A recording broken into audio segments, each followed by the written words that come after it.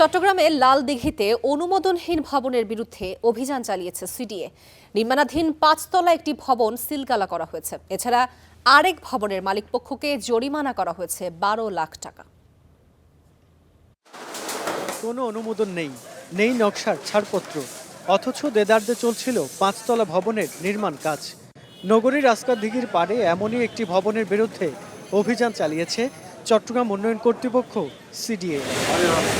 দুপুরে সিডিএর special metropolitan magistrate Hamimun তানজিমের নেতৃত্বে এই অভিযান পরিচালিত হয়।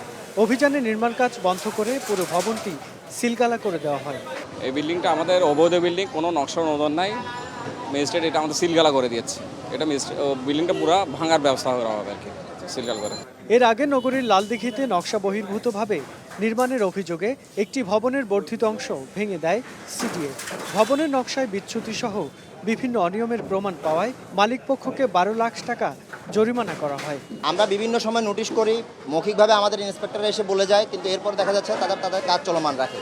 তৎপ্রেক্ষিতে সিডিএ যে উদ্যোগটা নিয়েছে বর্তমান চেয়ারম্যান মহোদয়, যে বলে যে আমরা মোবাইল কোর্ট পরিচালনা করবো আমাদের ম্যাজিস্ট্রেটের নেতৃত্বে। যদিও নিয়ম মেনেই ভবন নির্মাণের দাবি করেছে মালিকপক্ষ। এখন আমাকে বলছে যে আপনি নিয়ম মানেন নাই, বাস। এত কিছু জানি না। আমি এত কিছু জানলে এই মানুষের বিল্ডিং কনস্ট্রাকশন করতাম না। অনুমোদনহীন ও নকশা বহির্ভূত নির্মাণ ঠেকাতে নগরীর বিভিন্ন এলাকায় অভিযান অব্যাহত রাখার কথা বলছে সিডিএ। রোকন উদ্দিন, স্টার নিউজ, চট্টগ্রাম।